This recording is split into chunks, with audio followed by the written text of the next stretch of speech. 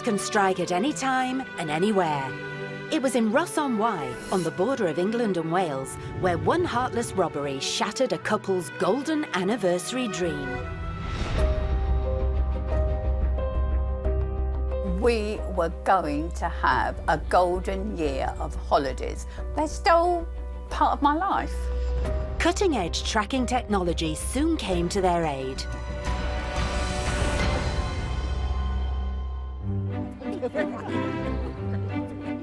Caravan enthusiasts Henry and Jen Savage had been enjoying the freedom of the open road for 6 years, hitching up and moving out to wherever the fancy took them, be it in Britain or the continent.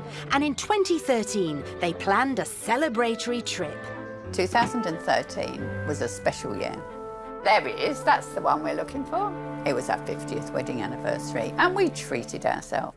We treated ourselves to a beautiful caravan, which we called Daisy. We always name our caravans. We bought probably the best caravan that's out there. Everything you've got in your home was in that caravan. Lovely, yeah, especially in the sunshine. She was going to be our whole year's celebration. We were going to go on as many holidays in that year as we could fit in. What more could you want? Another one. Yeah. Henry's got cancer. He hasn't got long to live. Time's precious, yeah? How many years have you got where you can tow a caravan around the continent and, you know, from 70 onwards? Whether you're working or you're retired, holidays are really important. The couple set about planning what might have been their very last trip together. We had a phone call from our friends, said, would we like to go for lunch?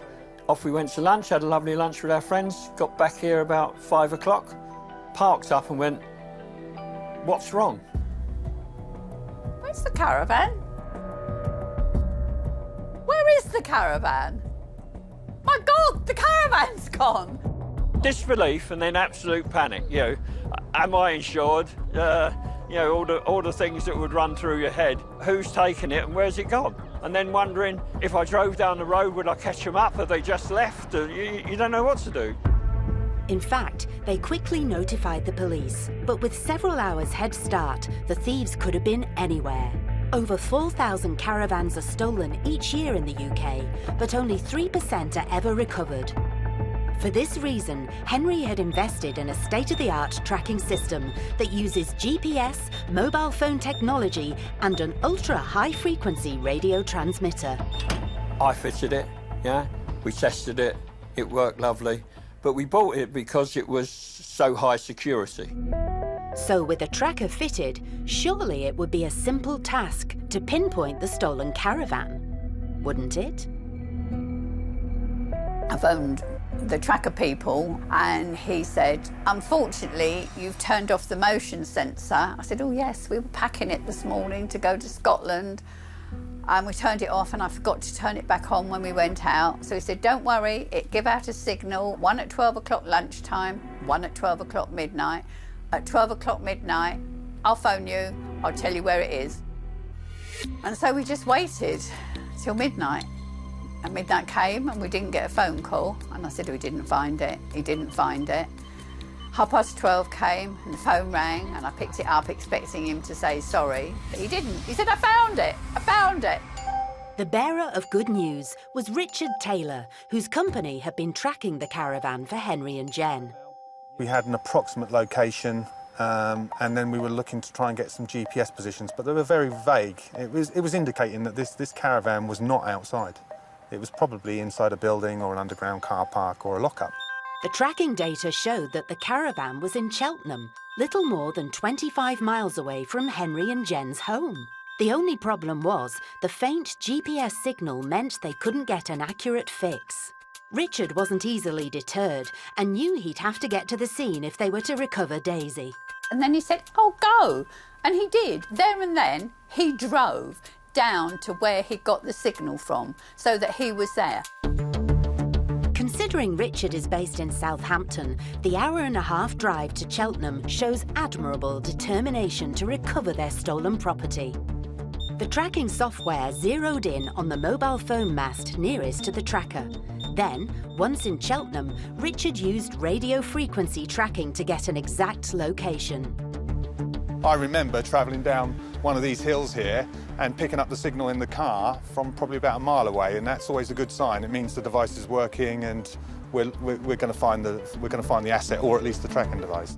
If only it were that easy. It may have been a big white Caravan, but it still continued to evade him. I rendezvoused here with the police and we had a signal from the device, but in this case the target was in one of a group of buildings. If it's in a single building, then the police will knock on the door and go in whatever time of night it is. But when it's in a group of buildings, like in this instance, we can't physically see the asset, then the police can't do anything at that point. So we had to wait for a warrant in the morning. The Caravan was within touching distance, and Richard didn't want to lose it with a last-minute hitch. It was going to be a long night.